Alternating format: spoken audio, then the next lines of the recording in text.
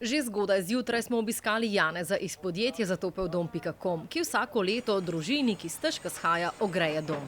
Letos so se odločili, da pomagajo družini iz okolice Voličine. S tem upamo, da bomo resnično pomagali tej družini, še posebej malemu otroku, da bo res imel vsaj to zimo toplo in ob tem upamo na njegovo toplejšo prihodnost.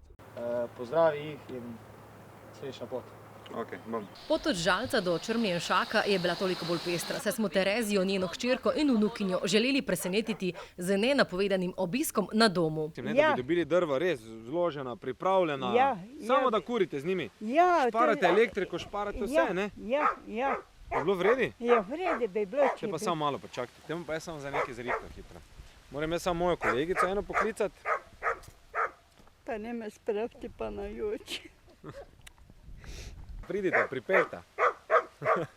Ok, čau. Ne, da že tukaj. Lebi Bog, jutina drva dobimo. In še v istem hipu je živa drva tudi zares pripeljala. Gospa, lepo pozdravljeni, kako stojijo. Kaj pa jokate? Ste srečni? No, super, me veseli. A delo je le prepustila moški polovici ekipe. To so pa bolj moška dela. A ne, Marko?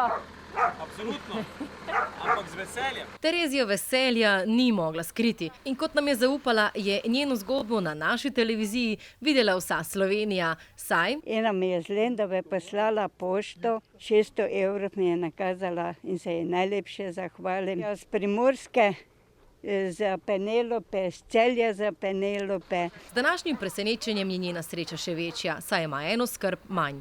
Pa srečna sem. Kaj vam bo pomenilo z teh 9 kubikov drv? To še imamo drugo zimo dovolj.